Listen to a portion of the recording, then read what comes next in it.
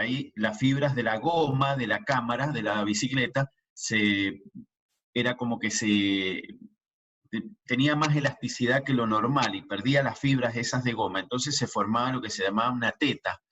Se le hacía como un globo, ¿no?, a esa cámara. Y ese globo tenía mayor debilidad, era una zona de debilidad, entonces ahí era posible que se reventara la cámara y, bueno, los dejaba patas. Bueno, ahora, acá en el pulmón también hay zonas de debilidad del tejido conectivo, y cuando una persona hace un esfuerzo grande, a lo mejor en empezar un pique, yo siempre les digo que me acuerdo que en una oportunidad, cuando era médico de Independiente Rivadavia, un muchacho comenzó un pique y de repente se tiró al piso y tenía dolor en el tórax, y dolor en el tórax, le hicimos un electro, todo daba normal, pero seguía con el dolor en el tórax, lo llevamos a hacer una placa a la clínica de Cuyo, y en la placa vimos que lo que había pasado era que tenía un neumotórax. ¿Qué significaba eso? Se había pinchado el pulmón porque tenía estas zonas de debilidad. Era un chico que tenía, no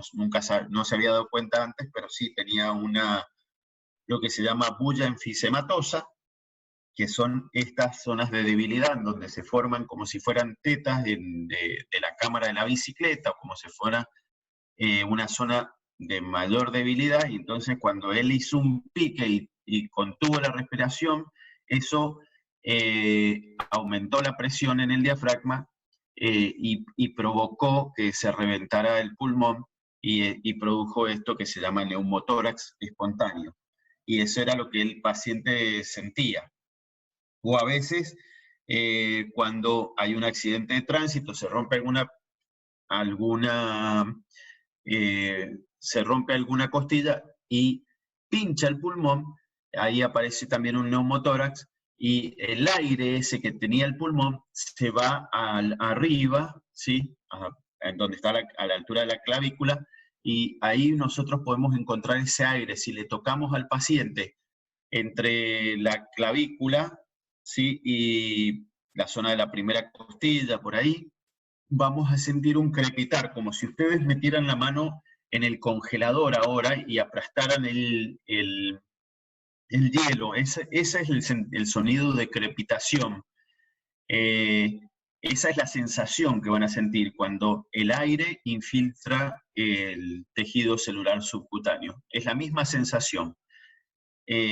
También puede verse enfisema subcutáneo en la zona del hígado, cuando se rompe alguna víscera hueca adentro del abdomen. Es decir, adentro del abdomen se rompe alguna víscera, como podía ser el estómago o el intestino, y el aire que tiene el estómago, ese intestino, trata de buscar la zona más alta, entonces se va a ir a ubicar entre el hígado y el diafragma, y en esa zona también, si ustedes tocaran, lo palparan, verían que hay una zona de crepitación que es de oxígeno.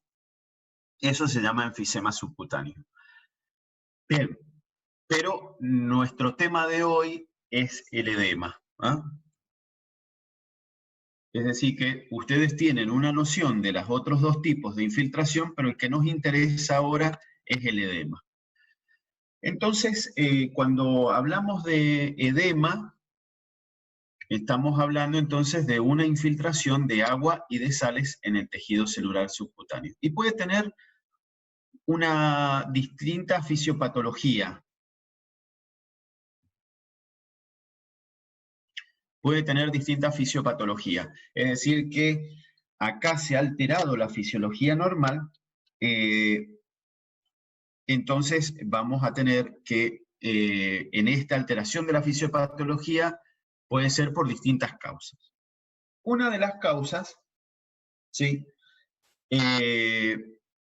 es, por ejemplo, el aumento de la presión capilar. Si aumenta la presión en el capilar, puede ser porque haya una obstrucción, la sangre iba como si, por ejemplo, ustedes ven en una sequía que corre agua, pero de repente le ponen una compuerta, aumenta la presión adentro de esa sequía y si en un momento se va a rebalsar. Bueno, lo mismo le pasa a la sangre cuando circula por el vaso arterial, sobre todo en los capilares, y llega un momento que sí hay una obstrucción en esa zona, puede ser por una inflamación, puede ser, perdón, porque hay un trombo, puede ser porque hay un coágulo, lo que sea. Entonces en esa zona aumenta la presión en el capilar. O puede ser porque tiene la presión alta, perdón.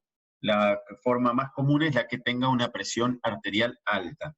Entonces, en esa zona aumenta la presión adentro del capilar y la sangre esa, en realidad no la sangre, sino el líquido que está acompañando a la sangre, empieza a salir por los poros que tienen estos capilares.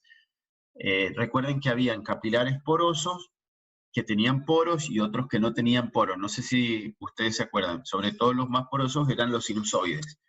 Y justamente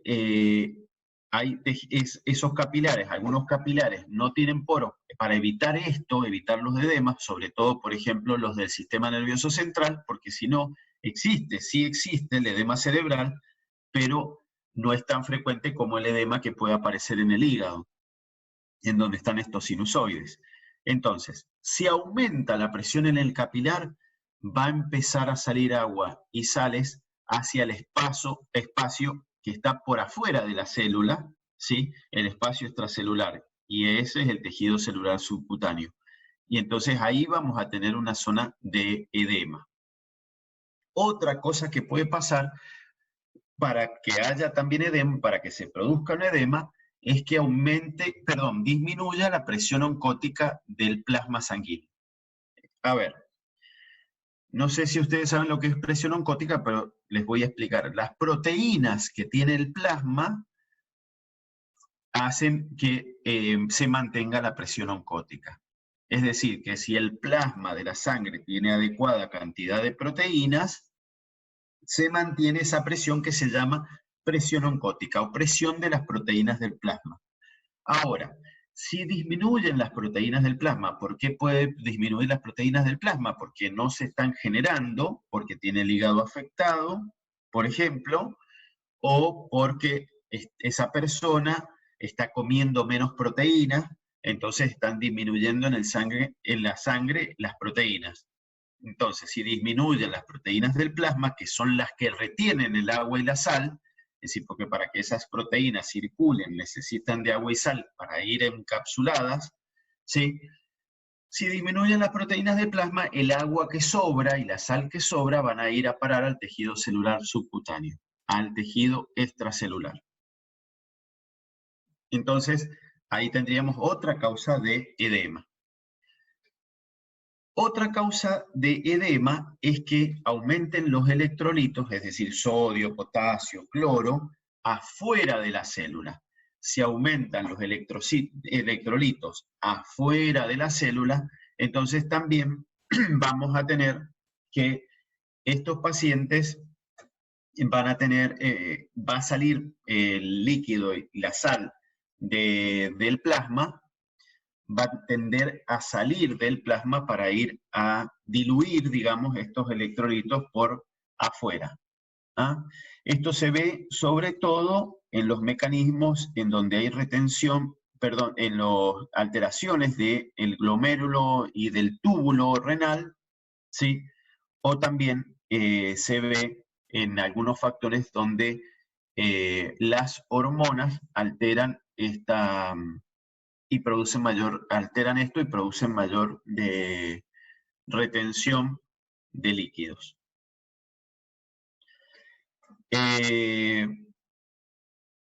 Otra forma de edema es la alteración de la permeabilidad de las paredes de los capilares. Es decir, cuando hay una inflamación de las paredes de los capilares, por ejemplo, si a ustedes, por ejemplo, les pica un mosquito, van a ver que en esa zona se forma una pápula, es decir, una sobrelevación.